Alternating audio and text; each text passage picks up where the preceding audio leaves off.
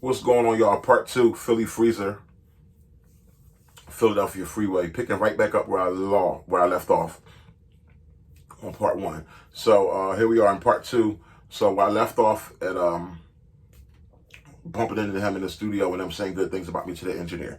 So now go maybe 2 or 3 more years go down the line of us just seeing each other on the fly sometime.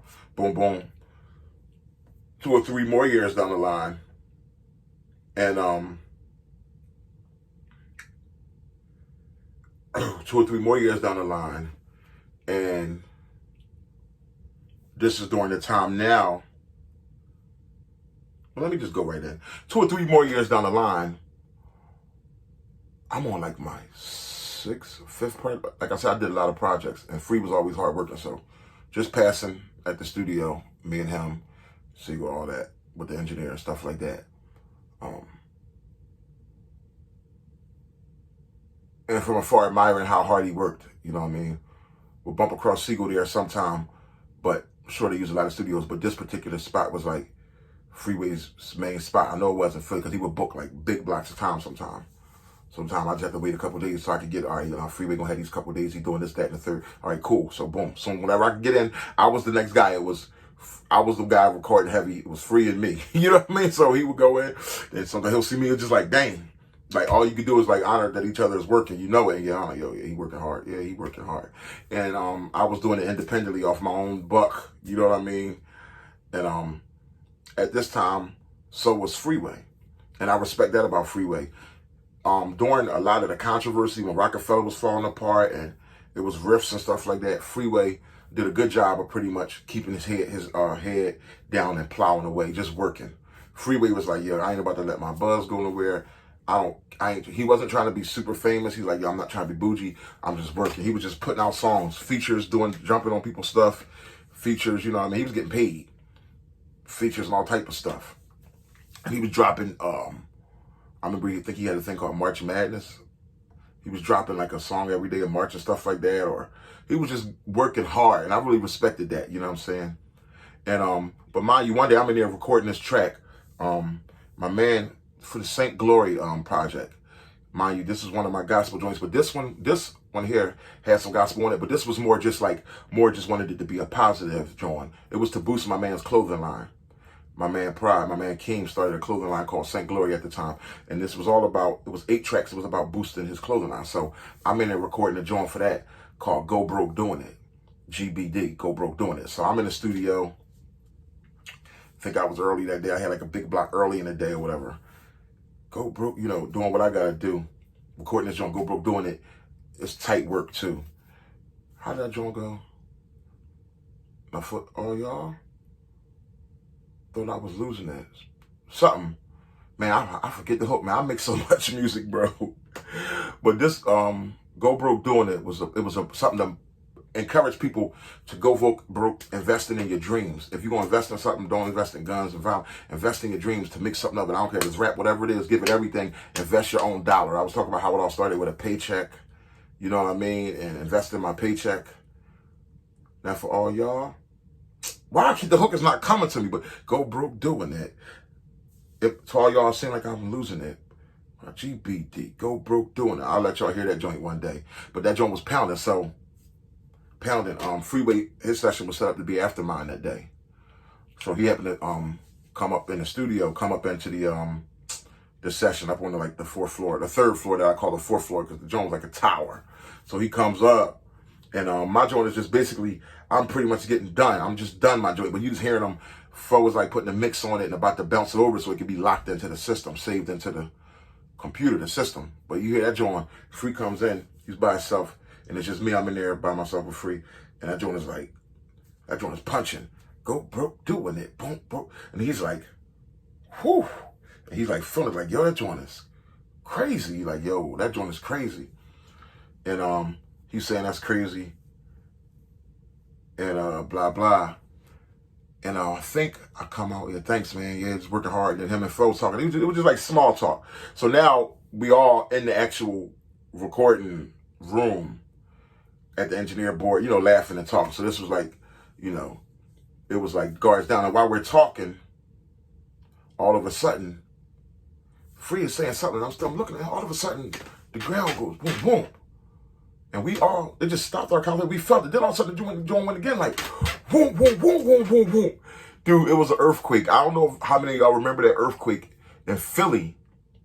Like, was it 10 years ago? It might have been about 10 years ago. It was some years ago, but bro, think about that earthquake in Philly. Well, imagine, to some people just felt it slightly, but we was up on like I said, the 4th floor, up on the tower. That joint hit, woo-hoo. All of a sudden, we all just looked at each other and just got up, right? We up high, it's swaying. So I'm just remembering, I think folks behind me, Free going down the steps full speed. Mind you, all these tall, steep steps. I'm right behind Free. Like, I'm like, yo. All you see is this boy beard sticking out. Like, yo, it was hilarious. Flying up. I'm behind him. And I'm yelling to Fo. Bounce that joint over, Fo. I think I yelled that when everything started shaking. And Free got a kick out of that. As we all run down the steps, he just remembered, yo, save that joint, Fo. Bounce it over. Save it. I was telling him the song was so tight, and I had done the song. It was 3 verses in the hook.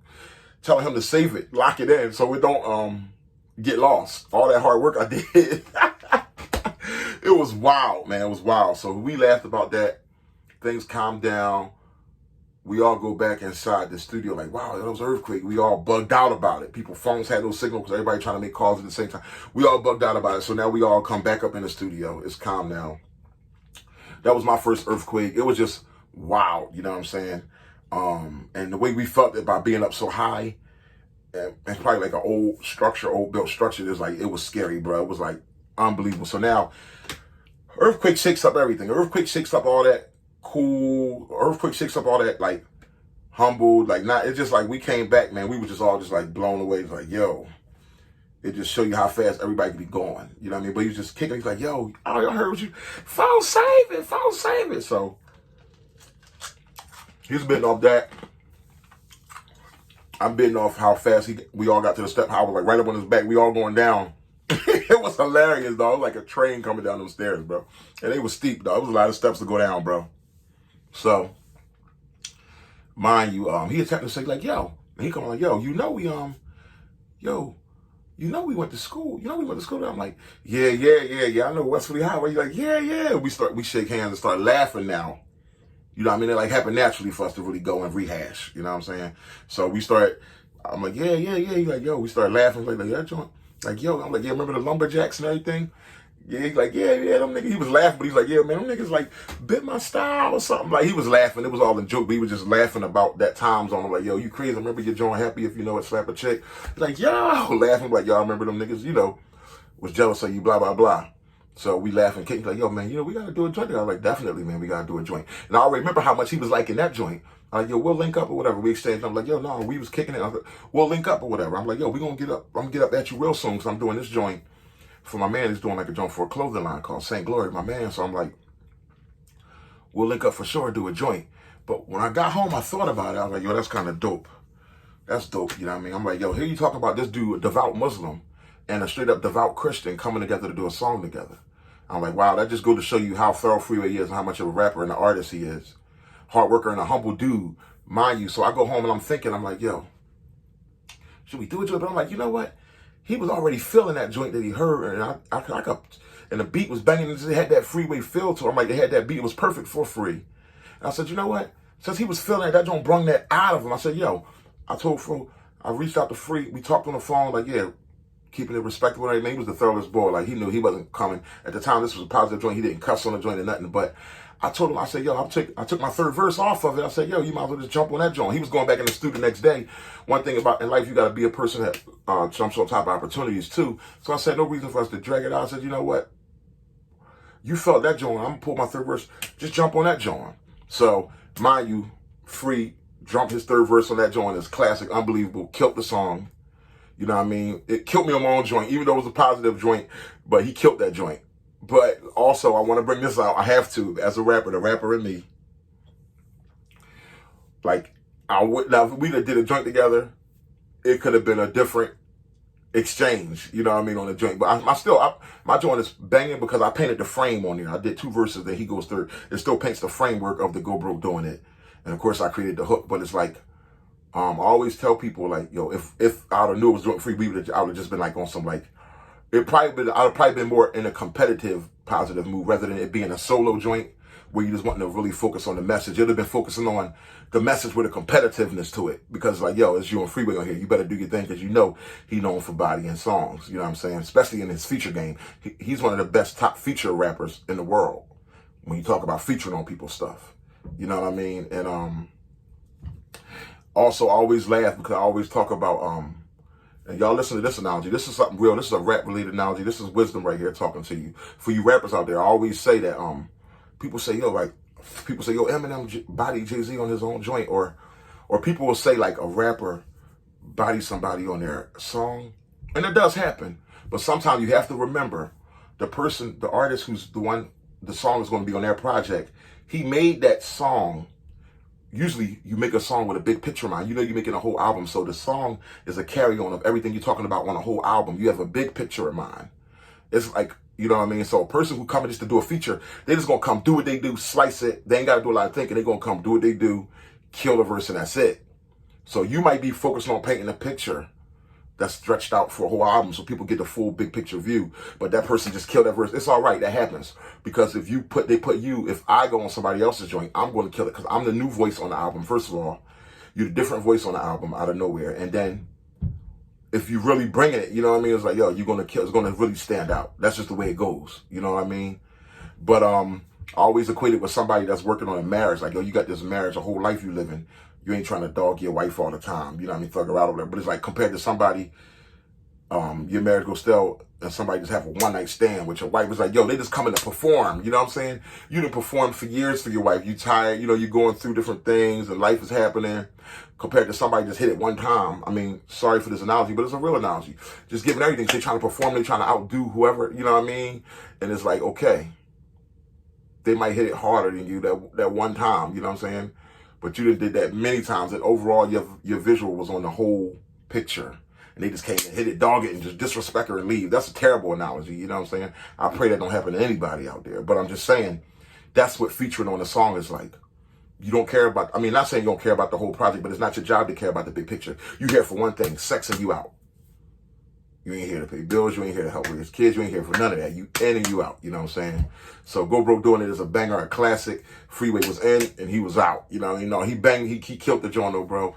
He said something for the dojo, a couple hundred for photo, studio time, plus it was amazing. But the thing that was so blessed about it is a rapper of his magnitude out in the game. And here I am, an independent, doing Christian rap music at that time.